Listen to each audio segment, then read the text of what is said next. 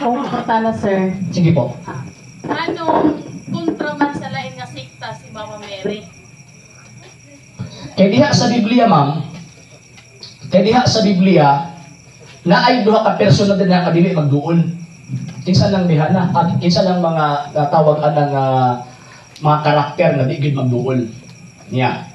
Ang question, nganong sukok man ang laing sekta kang Mama Mary o di nila madawat si Mama Mary? 3:15. Sige mo din sa badang kasulatan.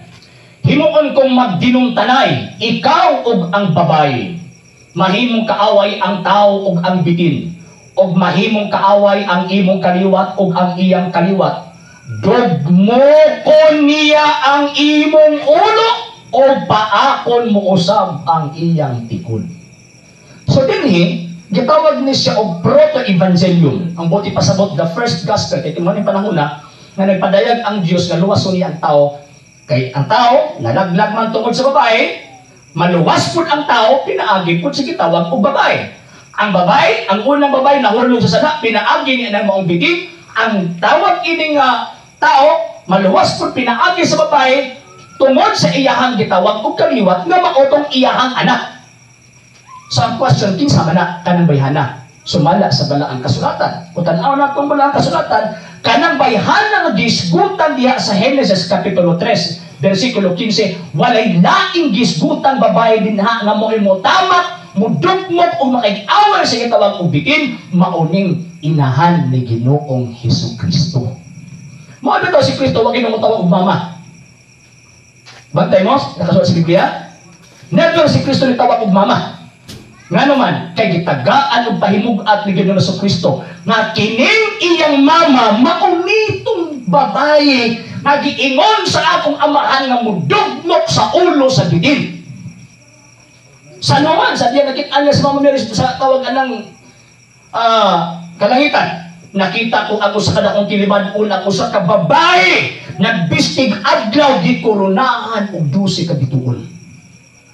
Never sa lingon nga, mama, nga naman, tawag kay confirm nila na kining bayhana mao ni ang mudugmok sa ulo sa bitin. So karon, nga di man sila pwede magduol kay kining maong babae always ni nagsunod sa kabubuton sa Dios. Kining bitin, always gyud ni musupak sa kabubuton sa Dios. Karon, sa una bitin pamanto kay isa pamanto ka buok. Karon kay niabot na mag 63,000 ang pundok nila karon. Kung basahon na to ang Revelation, gikan sa bitin nahimong dragon.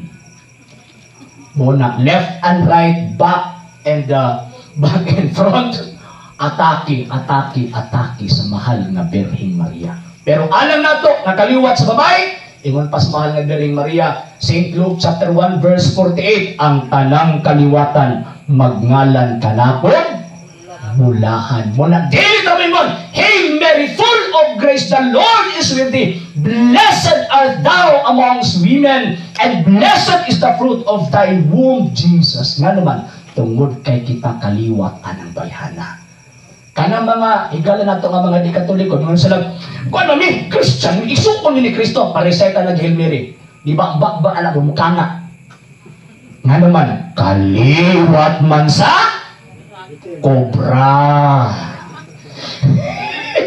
So, mo na ma'am, di kayo magduol. Next question.